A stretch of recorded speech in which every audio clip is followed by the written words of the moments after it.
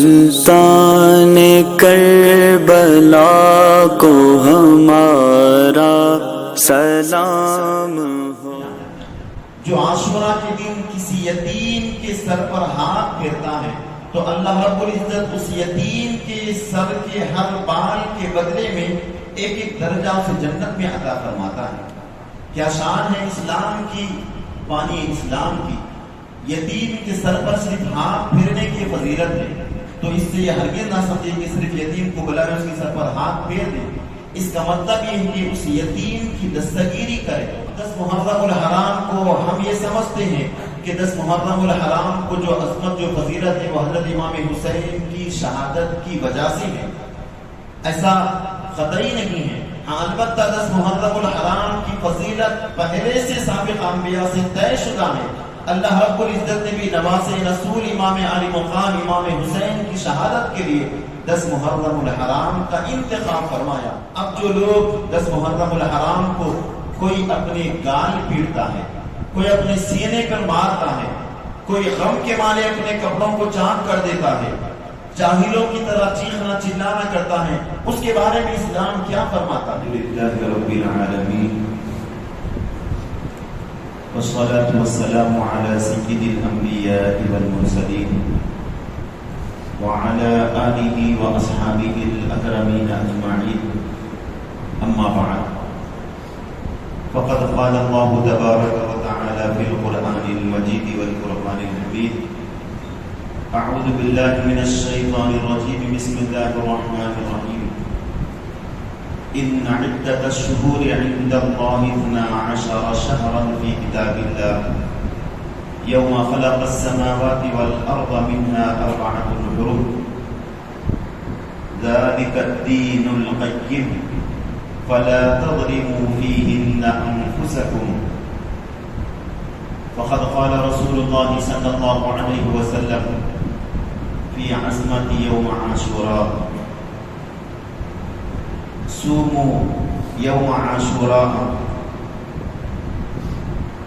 يوم كانت الأنبياء تصوم، أو كما قال رسول الله صلى الله عليه وسلم. وقال صلى الله عليه وسلم في مقام آخر: أفضل الصيام بعد رمضان شهر الله المحرم، وأفضل الصلاة بعد الفريضة صلاة الليل، أو كما قال رسول الله صلى الله عليه وسلم: إن الله وملائكته يصلون على النبي يا أيها الذين آمنوا صلوا عليه وسلموا تسليما. اللهم صل على سيدنا محمد وعلى آله وأصحابه أفضل صلواتك وعدد معلوماتك وبارك وسلم. معزز و مکرم حاضرین محترم و سامعین مکرم، اسلامی سال کا پہلا مہینہ محرم الحرام شروع ہو چکا ہے، جس کی آج 6 تاریخ ہے، اور 3 دن کے بعد 10 محرم الحرام یوم عاشوراء بھی ہے۔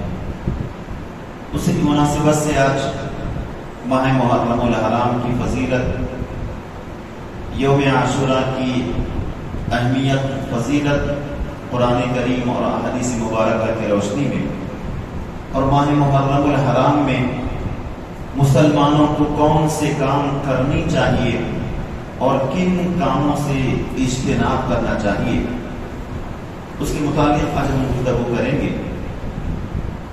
اللہ رب العزت نے قرآن کریم کی سورہ توبہ کی آیت نمبر 36، جس کو ابھی تلاوت کرنے کا شرف حاصل کیا گیا ہے، اس میں ارشاد فرماتا ہے: ان عدت الشہور عند اللہ 12 شہرا فی کتاب اللہ. مہینوں کی تعداد اللہ رب العزت کے پاس 12 ہے اس کی کتاب میں۔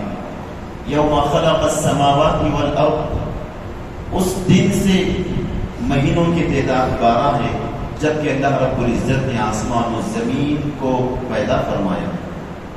منہا 4 حرم، ان 12 مہینوں میں 4 حرمت والے، تعظیم والے، عظمت والے مہینے ہیں۔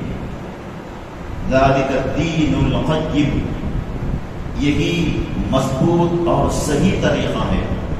فلا تظلموا فیہن انفسکم، تو اے لوگو تم ان مہینوں میں اپنے آپ پر ظلم نہ کرو۔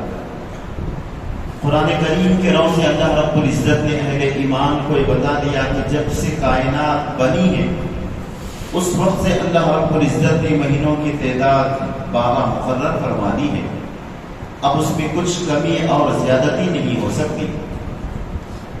دنیا کے مختلف مذاہب، مختلف ادیان کے لوگ اپنا اپنا کیلنڈر، اپنے اپنے الگ الگ مہینے انہوں نے مقرر کیے ہیں، لیکن تمام کے پاس مہینوں کی تعداد 12 ہی ہے۔ کسی کے پاس 13 یا 14 یا 11 نہیں ہے، کیونکہ یہ 12 مہینوں کا مقرر کرنے والا رب کریم خالق کائنات ہے۔ اللہ رب العزت نے ان 12 مہینوں میں 4 حرمت والے مہینے رکھے ہیں۔ پہلے ان اسلامی مہینوں کے نام سن لیجئے تاکہ آپ کو بھی ان مہینوں کے نام یاد کرنے کا شوق پیدا ہو۔ ہر مسلمان کو چاہیے کہ اپنے اسلامی مہینوں کے نام یاد رکھے، جس طرح جنوری، فروری یاد رکھتے ہیں۔ اسلامی سال محرم الحرام سے شروع ہوتا ہے، جو کہ پہلا مہینہ ہے۔ محرم الحرام، صفر المظفر، ربیع الاول، ربیع الثانی، جمادی الاول، جمادی الثانی، رجب المرجب، شعبان المعظم، رمضان المبارک، شوال المکرم، ذو القعدہ، ذو الحجہ۔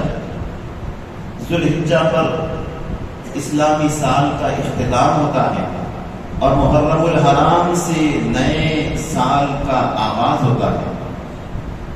اس سن ہجری کو ایجاد کرنے والے خلیفۃ المسلمین حضرت عمر بن خطاب رضی اللہ تعالیٰ عنہ ہیں۔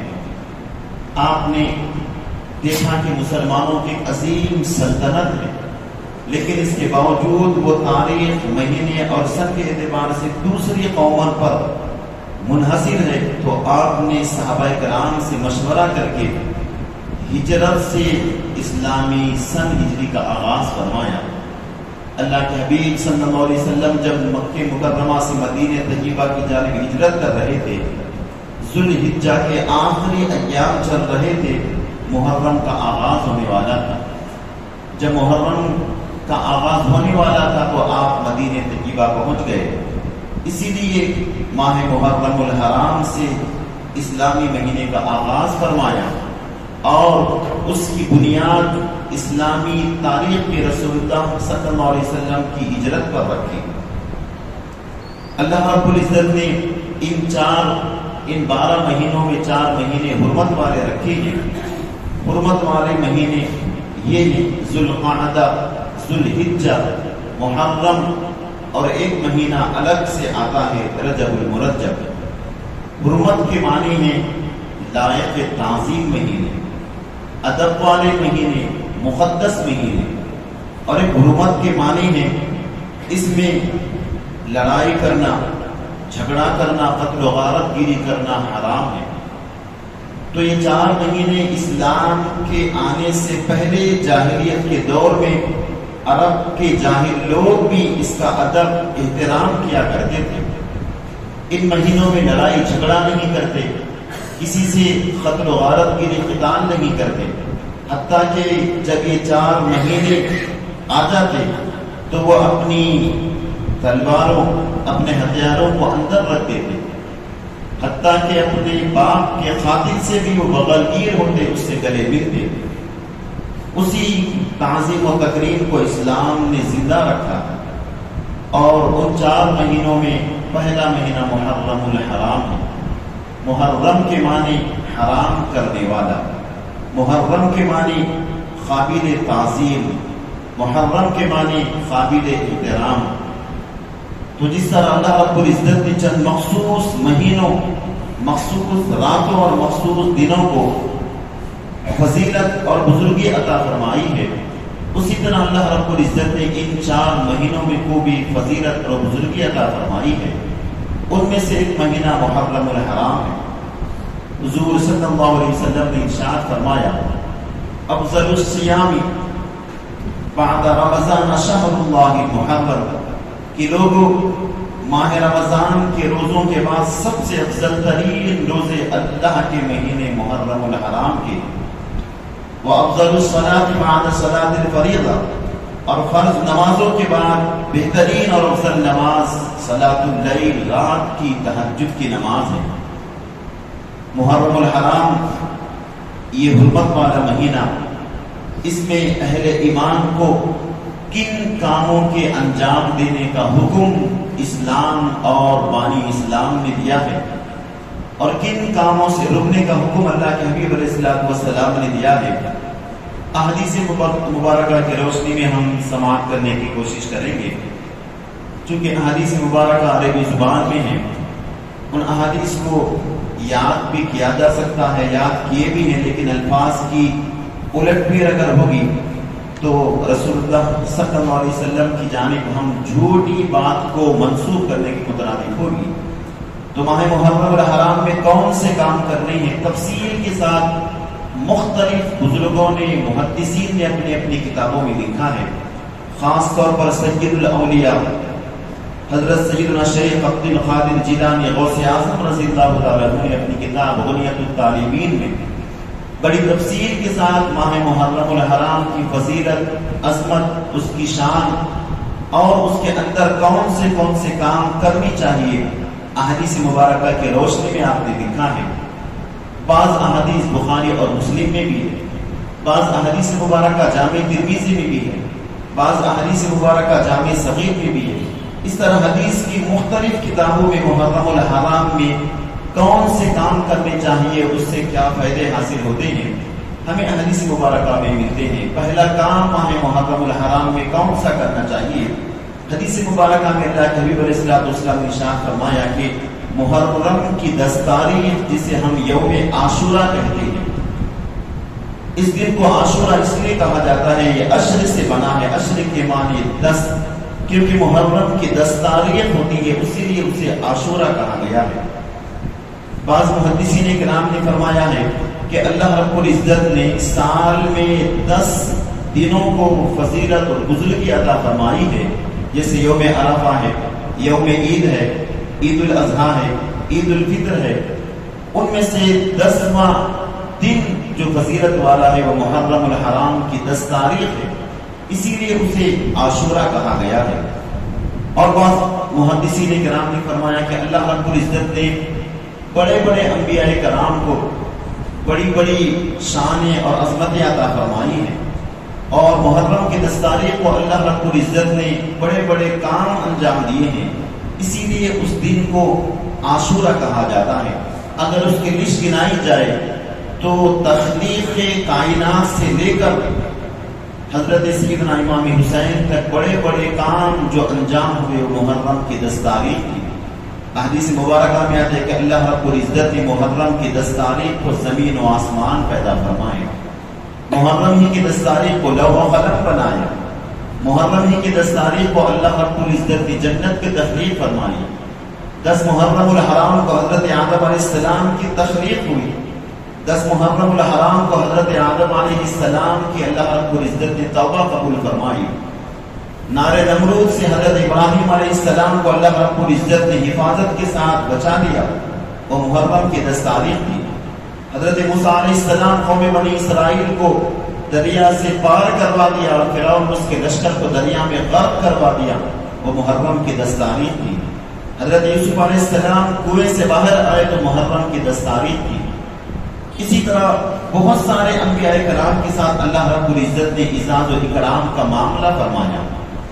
10 محرم الحرام کی فضیلت اور عظمت اسلام سے پہلے سے ثابت ہے، اسی لیے حضور نے فرمایا کہ صوموا یوم عاشوراء یوم کانت الانبیاء تصوموا، کہ لوگوں تم 10 محرم الحرام عاشوراء کے دن روزہ رکھو، کیونکہ سابقہ انبیاء کرام بھی اس میں روزہ رکھا کرتے تھے۔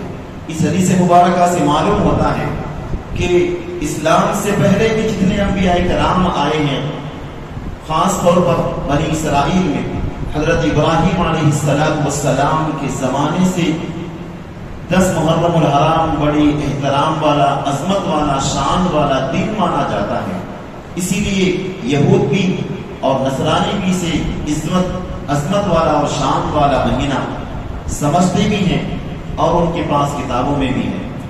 تو اللہ کے حبیب علیہ السلام نے ماہ محرم الحرام میں کیے جانے والے اعمال کے متعلق فرمایا کہ سب سے پہلا عمل ماہ محرم الحرام میں غسل کرنا ہے، یعنی پانی نہانا۔ جس طرح ہم نہاتے ہیں جمعہ کے دن، عیدین کے دن، خاص طور پر 10 محرم الحرام عاشورہ کے دن غسل کرنے سے اللہ کے حبیب علیہ السلام نے فرمایا کہ بیماریوں سے بچاؤ کا سبب ہوتا ہے۔ حدیث کے الفاظ ملاحظہ فرمائیے، من اغتسل یوم عاشوراء لم یمرض مرضا الا مرض الموت۔ جو عاشورہ کے دن غسل کرتا ہے وہ کسی بیماری میں مبتلا نہیں ہوتا سوائے موت کی بیماری کے۔ اس ایمان و یقین کے ساتھ 10 محرم الحرام کو بندہ غسل کرے تو اللہ رب العزت اسے بیماریوں سے شفا عطا فرماتا ہے۔ تقدیر کی بھی 2 قسمیں ہیں، تقدیر مبرم ہے اور ایک تقدیر معلق ہے۔ اللہ تعالیٰ نے تقدیر مبرم میں جو لکھ دیا ہے اس میں تبدیلی ہونے والی نہیں ہے۔ تقدیر معلق میں اگر کوئی چیز لکھی ہے، اگر کوئی نیک کام کر لے تو اس کے بدلے میں وہ تقدیر تبدیل ہو جاتی ہے۔ تو اس ایمان و یقین کے ساتھ کہ شفایابی ہوگی، 10 محرم الحرام کو غسل کرے، یہ پہلا عمل ہے۔ دوسرا عمل اللہ کے حبیب علیہ السلام نے فرمایا کہ اپنے آنکھوں میں اسمت سرما لگایا کرو۔ مدینہ طیبہ کا مشہور سرما ہے اسمت، وہ لگایا کرو۔ اس کی کیا فضیلت ہے؟ سماعت فرمائیے، من ابتہل بالاسمت یوم عاشوراء لم ترمد عینہ ابدا۔ اس حدیث کی روایت امام بہقی نے کی ہے۔ حضور صلی اللہ علیہ وسلم نے ارشاد فرمایا کہ عاشوراء کے دن تم اسمت سرما لگایا کرو۔ جو عاشوراء کے دن اپنے آنکھوں میں سرما لگاتا ہے تو اس کی آنکھوں میں کبھی بھی درد نہیں ہوتا، اس کی آنکھوں میں کبھی بھی آنسو میں چشم نہیں آتا، اس یقین کے ساتھ کہ ہمارے نبی کا فرمان سچا ہے۔ 10 محرم الحرام کو غسل کریں، سرما لگائیں۔ حضرت مولا علی قاری رحمۃ اللہ نے فرمایا کہ 10 محرم الحرام کو سرما خوشی سمجھ کر یا خوشی میں نہ لگائیں۔ 10 محرم کو خوشی میں سرما لگانا یہ رافضیوں، یہ خارجیوں کا طریقہ ہے، کیونکہ خارجی اہل بیت سے عداوت کرتے ہیں اور 10 محرم الحرام کو وہ عید کا دن سمجھ کر مناتے ہیں۔ تو محرم الحرام کی 10 تاریخ کو سنت رسول سمجھ کر اپنی آنکھوں میں سرما لگایا کرو۔ یہ دوسرا حکم اللہ کے حبیب علیہ السلام کا ہے۔ پھر تیسرا اللہ کے حبیب علیہ السلام نے فرمایا کہ مریض کی عیادت کرو۔ اگر کوئی شخص عاشورہ کے دن کسی ایک مریض کی عیادت کرتا ہے تو اللہ رب العزت اس کے نام اعمال میں تمام اولاد آدم کی عیادت کا ثواب عطا فرماتا ہے۔ حدیث مبارکہ ملاحظہ فرمائیے، من عاد مریضا یوم عاشوراء فکأنما عاد ولد آدم۔ جس نے عاشوراء کے دن کسی مریض کی عیادت کی گویا کہ اس نے تمام آدم علیہ السلام کے اولاد کی عیادت کی۔ یوں تو مریض کی عیادت کا بڑا ثواب ہے، اگر کوئی بیمار ہو جائے تو اس کی مزاج پرسی کے لیے جانا بہت بڑا ثواب ہے۔ یہ تیسرا حکم کا چوتھا حکم اللہ کے حبیب علیہ السلام نے ارشاد فرمایا، یتیم کے سر پر عاشورہ کے دن ہاتھ پھیرنے سے بھی بہت بڑی فضیلت اور اہمیت ہے۔ حضور علیہ السلام نے ارشاد فرمایا، من مسح بیدہ علی راس یتیم یوم عاشوراء رفع اللہ تعالی لہو بکل شعرۃ علی رأسہ درجۃ فی الجنہ۔ جو عاشوراء کے دن کسی یتیم کے سر پر ہاتھ پھیرتا ہے تو اللہ رب العزت اس یتیم کے سر کے ہر بال کے بدلے میں ایک ایک درجہ اسے جنت میں عطا فرماتا ہے۔ کیا شان ہے اسلام کی، بانی اسلام کی۔ یتیم کے سر پر صرف ہاتھ پھیرنے کی فضیلت ہے، تو اس سے یہ ہرگز نہ سمجھے کہ صرف یتیم کو بلائے اس کے سر پر ہاتھ پھیر دیں۔ اس کا مطلب یہ ہے کہ اس یتیم کی دستگیری کرے، اس کی ضروریات کو پورا کرے، اس کے جو بھی معاملات ہیں، اسے پیسے کی ضرورت ہے یا لباس کی ضرورت ہے یا کھانے کی ضرورت ہے تو اس کی ضرورتوں کو پورا کرے۔ یہ مطلب ہے، یہ مطلب نہیں کہ 10 یتیموں کو جمع کر کے سب کے ہاتھ پہ سر پہ ہاتھ پہ دیے جاؤ چلے جاؤ۔ یہ مقصد رسول پاک کا نہیں ہے۔ مقصد یہ ہے کہ یتیم کی دستگیری کرے، اس کی ضروریات کو پورا کرے۔ اور یہ صرف عاشوراء کے دن نہیں ہے۔ اللہ کے حبیب علیہ السلام نے ارشاد فرمایا کہ جو یتیم کے معاملات کو پورا کرتا ہے کل قیامت کے دن وہ میرے ساتھ ایسے ہوگا، تو انگلیوں سے اشارہ فرمایا، انا وَهُوَ كَهَاتَيْنِ، کل قیامت کے دن یتیم کی ضرورتوں کو پورا کرنے والا وہ میرے ساتھ ایسے ہوگا، یہ میں ہوں گا، وہ یتیم کے ساتھ دستگیری کرنے والا ہوگا۔ یتیم کسے کہتے ہیں؟ اس نابالغ بچے اور بچی کو کہتے ہیں جس کے والد کا انتقال ہو گیا ہے، اسے یتیم کہتے ہیں۔ چاہے اپنے خاندان میں ہو، پڑوس میں ہو، خاص طور پر ان کا خیال رکھیں۔ جب ان کا خیال رکھتے ہیں تو رسول اللہ بھی خوش ہو جاتے ہیں، رب کائنات بھی خوش ہو جاتا ہے۔ یتیم کی دستگیری کرنا بہت بڑا ثواب ہے۔ چوتھی چیز صفات کسی حضور علیہ الصلوۃ والسلام نے ارشاد فرمایا اپنے اہل و عیال کے لیے عاشورہ کے دن بہترین کھانے کا انتظام کریں۔ عربی کے الفاظ حدیث کے ملاحظہ فرمائیے، من وسع علی عیالہ فی النفقۃ یوم عاشوراء وسع اللہ علیہ سائر السنۃ، جو شخص عاشورہ کے دن اپنے گھر والوں کے کھانے میں وسعت پیدا کرتا ہے، اللہ تعالیٰ سال بھر اس کی کمائی میں برکت عطا فرماتا ہے۔ اس کا مطلب یہ ہے کہ عام طور پہ جو روزانہ ہم کھاتے ہیں اس میں اور زیادہ کھانے میں اضافہ کریں۔ اس حدیث مبارکہ کے متعلق بہت سارے بزرگوں نے فرمایا ہے، جیسے سفیان ثوری ہے، صحابی رسول حضرت جابر بن عبداللہ ہے، مشہور تابعی ابن عیینہ ہے، اور حضور غوث اعظم رضی اللہ عنہ نے فرمایا ہے کہ ہم نے اس حدیث کا 50-60 سال تک تجربہ کیا ہے۔ جب بھی محرم الحرام کی 10 تاریخ آتی ہم گھر والوں کے کھانے میں وسعت کرتے تھے، اعلیٰ قسم کا کھانا بنواتے تو اللہ رب العزت ہماری کمائیوں میں برکت عطا فرماتا۔ حدیث کا مطلب صرف یہ نہیں ہے کہ صرف اپنے گھر والوں کے ہی لیے کھانے میں وسعت پیدا کرے، گھر والوں کے ساتھ ساتھ جو مجبور ہیں ان کا بھی خیال کرے۔ اس کے متعلق بھی حدیث مبارکہ موجود ہے۔ تو 5واں کام، محرم الحرام کو عمدہ سے عمدہ کھانا بنائیں، اپنے گھر میں خود بھی کھائیں اور محتاجوں کو بھی کھلائیں۔ یہ رسول پاک صلی اللہ علیہ وسلم کا طریقہ اور صحابہ کرام کا سلیقہ اور سنت ہے۔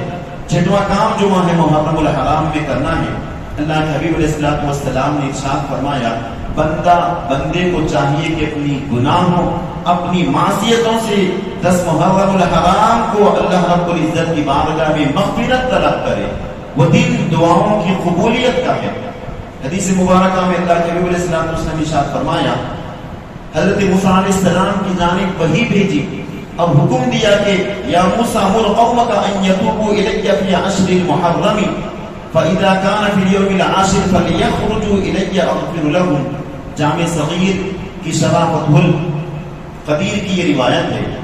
اللہ کے حبیب علیہ السلام نے فرمایا کہ اللہ تعالیٰ نے حضرت موسیٰ علیہ السلام کو حکم دیا کہ موسیٰ اپنی قوم کو حکم دو کہ 10 محرم الحرام عاشورہ کے دن وہ میری جانب آئیں، یعنی اپنے گناہوں سے توبہ کرنے کے لیے میری مصیبت سے رجوع ہوں، تو میں ان کی توبہ قبول کروں گا اور ان کی مغفرت کروں گا۔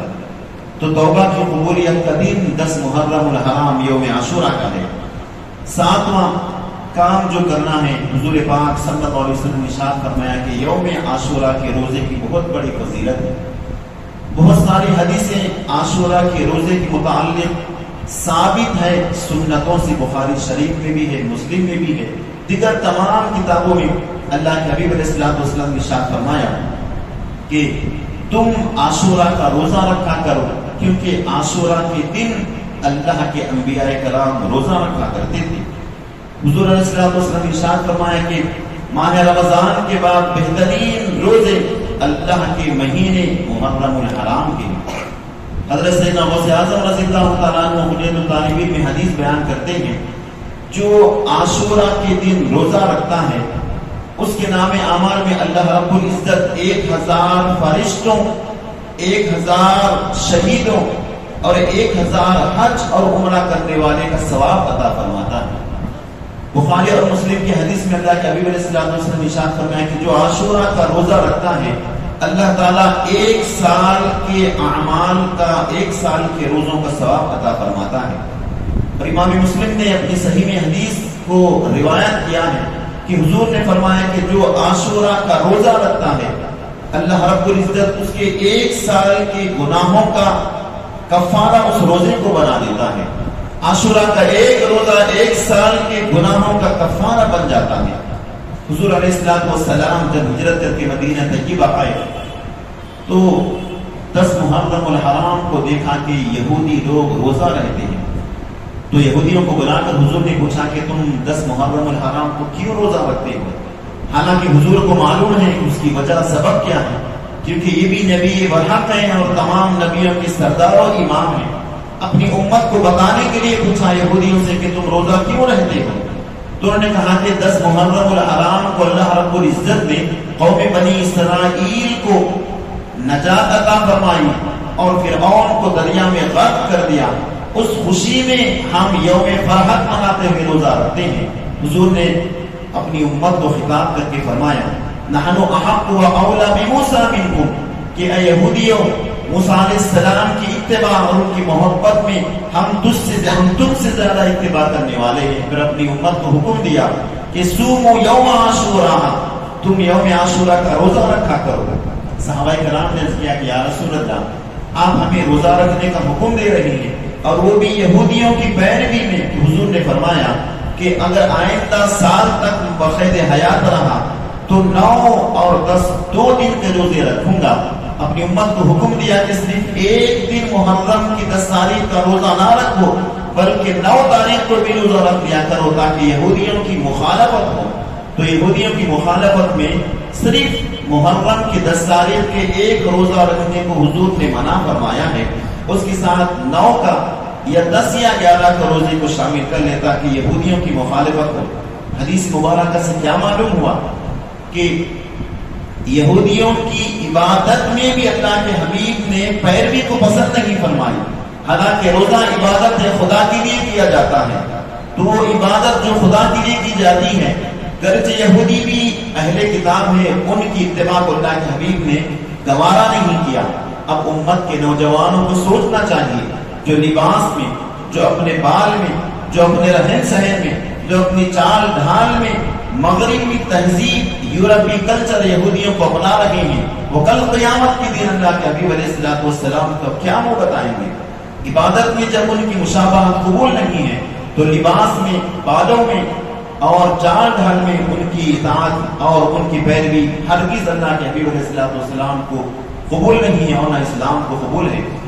اس کے علاوہ احادیث مبارکہ میں اور بہت ساری باتیں ماہ محرم الحرام کی 10 تاریخ کے حوالے سے آئی ہیں کہ اس دن کوئی اگر کسی پیاسے کو 1 گھونٹ پانی پلائے گا تو اللہ رب العزت اس کو ایسا بنا دے گا کہ وہ 1 سال میں 1 گناہ بھی نہیں کہنے سے 1 سال کے گناہوں کو مٹا دے گا۔ اس طرح بہت سارے فضائل ہیں۔ اب 10 محرم الحرام کو ہم یہ سمجھتے ہیں کہ 10 محرم الحرام کو جو عظمت، جو فضیلت ہے وہ حضرت امام حسین کی شہادت کی وجہ سے ہے، ایسا قطعی نہیں ہے۔ ہاں البتہ 10 محرم الحرام کی فضیلت پہلے سے سابق انبیاء سے طے شدہ ہے۔ اللہ رب العزت نے بھی نواز رسول امام علی مقام امام حسین کی شہادت کے لیے 10 محرم الحرام کا انتخاب فرمایا اور آپ کی شہادت بھی کربلا کی زمین میں 10 محرم الحرام کو ہوئی۔ یہ چیزیں تھی حدیث مبارکہ میں جو کرنے کی ہیں۔ اب جو لوگ 10 محرم الحرام کو کوئی اپنے گال پیڑتا ہے، کوئی اپنے سینے پر مارتا ہے، کوئی غم کے مارے اپنے کپڑوں کو چاک کر دیتا ہے، جاہلوں کی طرح چیخنا چلانا کرتا ہے، اس کے بارے میں اسلام کیا فرماتا ہے؟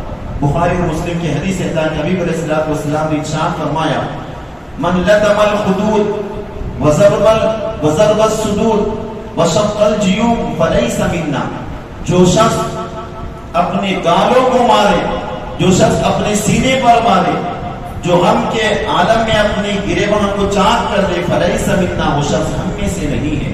یعنی اگر کسی پر مصیبت آئے، کسی پر غم آئے تو غم کو صبر کرنے کا حکم اسلام نے دیا ہے، تاکہ نبی علیہ السلام پر جو قرآن نازل ہوا مصیبت کے وقت صبر کرنے کا حکم دیا ہے، اور مسلمانوں کی یہ نشانی بھی بتائی ہے اذا اصابتهم مصیبت فیقولوا انا للہ وانا الیہ راجعون، جب اہل ایمان کو کوئی مصیبت، کوئی غم، کوئی تکلیف پہنچتی ہے تو وہ یہ کہتے ہیں ہم اللہ ہی کے لیے ہیں، اسی کی طرف لوٹ کر جانے والے ہیں۔ اللہ رب العزت نے فرمایا کہ بشر الصابرین، صبر کرنے والوں کو جنت کی خوشخبری سنا دیجیے۔ تو اہل ایمان کو تو یہ حکم دیا گیا کہ تمہیں تکلیف، مصیبت، غم، الم پہنچے تو تم نہ اپنے گریبان کو چاک کرو، نہ اپنے گالوں کو مارو، نہ یا جاہلیت کے لوگوں کی طرح چیخم پکار کرو، بلکہ صبر کرو۔ اللہ کے حبیب علیہ السلام کی سیرت مبارکہ میں بھی یہی ملتا ہے۔ حضور کی وصال کا وقت آیا تو فاطمہ الزہرا اپنے نقد جگر کو بلا کر کہا کہ بیٹی میرے دنیا سے جانے کا وقت ہو گیا ہے، میرے وصال کے بعد میری قبر پر تم نوحہ کرنے والی رونے والی عورتوں کو نہ لانا، اور تم میرے غم میں جاہلیت کے کام نہ کرنا، صبر کرنا، اللہ رب العزت کا جو فیصلہ ہے اسے قبول کرنا۔ مولا علی شیر خدا رضی اللہ تعالی عنہ جب کوفہ میں انہیں نماز فجر کے وقت عبد الرحمن ابن ملجم نے زخمی کیا، شہادت کے قریب پہنچ گئے تھے، اپنے بیٹوں کو بلایا، خاص طور پر حضرت امام حسن تھے، بلا کر کہا کہ بچوں یاد رکھو جب میں اس دنیا سے چلا جاؤں تو میرے غم میں تم ماتم نہ کرنا، تم میرے غم میں نہ اپنے گریباں کو چاک کرنا، نہ بالوں کو کھولنا، نہ ان کے اندر گرد و غبار ڈالنا، صبر کرنا اس طرح جس طرح تمہاری ماں فاطمہ الزہرا نے رسول اللہ کے وصال کے وقت صبر کیا تھا۔ یہ پیغام حضرت علی رضی اللہ عنہ کا ہے۔ اس کے بعد آگے بڑھی میدان کربلا میں، جب تمام کربلا کے جو شہ سوار تھے ایک کے بعد ایک شہادت کا جام نوش فرما رہے تھے، اخیر میں امام علی مقام کی باری آئی۔ اب آپ ذوالفقار حیدری اپنے ہاتھ میں لے کر امامہ رسول اپنے سر پر باندھ کر نکل رہے تھے، اپنی بہن زینب کو بلایا کہ میری بہن زینب آ جاؤ، اب تمہارا بھائی حسین کربلا کی جانب جا رہا ہے، اب تمہاری اور ہماری ملاقات نہیں ہوگی، اب حسین کا لاشا ہی تمہارے پاس آئے گا، خبردار جب مجھے شہید کر دیا جائے تو تم جاہلوں کی طرح ماتم نہ کرنا، صبر استقامت کی پیکر بن کر رہنا، تم اسی طرح صبر کرنا جس طرح ہماری والدہ فاطمہ الزہرا نے رسول مکرم کی وصال کے وقت صبر کیا تھا۔ تو اب جو اس طرح کا ماتم کرنا ہے، اس طرح کا نوحہ کرنا ہے، یہ کون سے اسلام کا طریقہ ہے؟ نہ نمازوں کا خیال، نہ جمعہ کا احترام، نہ تلاوت قرآن، نہ صدقہ خیرات، بس ایک ہی کام ہے، لوگوں نے اس کو ہی دین سمجھ لیا ہے، اس کو ہی مذہب سمجھ لیا ہے۔ اگر ہم تاریخ کا پس منظر دیکھیں کہ ماتم کرنے نوحہ کرنے کی ابتدا کب ہوئی ہے، بڑی تفصیل سے مؤرخین کرام نے لکھا ہے۔ جب لٹا ہوا قافلہ حسین کربلا سے شام کی طرف دمشق سے مدینے کی جانب جا رہا تھا، جب کوفہ سے نکل رہے تھے تو کوفہ کی عورتیں مرد اتنا رو رہے تھے، چیخ چیخ کر رو رہے تھے، نوحہ کر رہے تھے، اپنے بال کھول لیے تھے، اپنے گالوں پر مار رہے تھے، اپنے سینے پر مار رہے تھے۔ امام زین العابدین واحد امام حسین کے صاحبزادے ہیں جو باقاعدہ حیات رہے، وہ ایک ہی میدان کربلا میں بچ گئے، سخت بیمار تھے۔ انہوں نے آواز سنی تھی، پوچھا کہ کہیں کی آواز ہے، کہا گیا کہ کوفہ کے لوگ رو رہے ہیں۔ آہستہ سے کسی کو اشارے سے بلا کر پوچھا کہ تم لوگ کیوں رو رہے ہو، تم لوگ کیوں ماتم کر رہے ہو، تم لوگ کیوں نوحہ کر رہے ہو، اس کا سبب کیا ہے؟ انہوں نے کہا کہ اے امام کے شہزادے، تمہاری اوپر ظلم و زیادتی کے جو پہاڑ توڑے گئے، تمہارے گھرانے کو قتل کیا گیا، اس کے غم میں ہم رو رہے ہیں۔ آپ نے دھیمی آواز سے کہا کہ بدبختو ذرا یہ تو بتاؤ کہ ہمیں یہاں پر بلایا کس نے اور قتل کیا کس نے؟ تم ہی نے تو خطوط لکھ کر ہمیں بلایا، تم ہی نے ہمیں قتل کیا، تم قتل کر کے ہمارے قتل پر تم رو رہے ہو، آپ نے یہ فرمایا۔ اس کے بعد حضرت ام کلثوم کا بھی یہی خطاب رہا کہ تم نے ہمیں بلایا، تم نے قتل کیا، اور تم ہمارے قاتلوں ہمارے شہداء پر رو رہے ہو۔ حضرت زینب بنت علی امام حسین کی بہن، انہوں نے تو بد دعا دی۔ جب اس طرح کا معاملہ دیکھا تو کوفیوں سے کہا کہ کوفیو ظالمو، تم مگرمچھ کے آنسو بہا رہے ہو، ہمیں بلانے والے تم ہی تھے، کربلا کے میدان میں ہمیں شہید کرنے والے تم ہی تھے، اور تم ہی ہمارے شہداء پر رو رہے ہو۔ یہ زینب بنت علی کی بد دعا ہے کہ قیامت تک تمہاری نسلیں ماتم کرتے رہیں گی۔ آج جو بھی دنیا میں ہو رہا ہے وہ انہی کی نسل ہے۔ کوفیوں نے جو رویا ماتم کیے وہ شہداء کربلا کے غم میں نہیں، جو غلطی انہوں نے کی تھی، جو ظلم جو جبر انہوں نے کیا تھا، کہ خطوط لکھ کر مکے سے کربلا کو بلوایا اور امام حسین کا ساتھ دینے کے بغیر یزید اور ابن زیاد کے ساتھ ہو گئے۔ جب رسول مکرم کا ایک گھرانہ لوٹ گیا تو اب انہیں اپنے کیے پر پچھتاوا ہونے لگا کہ ہم نے کیا کر دیا، اس پچھتاوے پر رونے لگے۔ ان کا رونا شہداء کربلا کے غم میں نہیں، اپنے کرتوت کو چھپانے کے لیے رونے لگے۔ تو اسلام میں ماتم کرنا، نوحہ کرنا اگر ہوتا تو رسول مکرم کے وصال کے بعد تمام صحابہ کرام ماتم کی محفلیں سجا دیتے. علی ایک طرف ماتم کی محفل سجا دیتے، ابو بکر، عمر، عثمان، علی سب ماتم کی محفلیں سجا دیتے. خود بنت رسول فاطمہ الزہرا عورتوں کو لے کر ماتم کرتے، لیکن تاریخ میں کبھی نہیں ملا رسول اللہ نے صبر کی تلقین فرمائی. اگر ماتم کرنا اسلام میں جائز ہوتا تو سب سے بڑا ماتم رسول اللہ کی وصال پر ہونا چاہیے، لیکن اسلام نے کبھی اس کی اجازت نہیں دی. تو جو لوگ یہ کر رہے ہیں وہ اسلام کا عمل نہیں، وہ جاہلیت کا عمل ہے. جاہلیت میں آپ دیکھیے، جاہلیت کے دور میں جب کسی کا انتقال ہو جاتا، جب کوئی مر جاتا تو باضابطہ 1 سال تک اس کے نام پر مرثیے پڑے جاتے.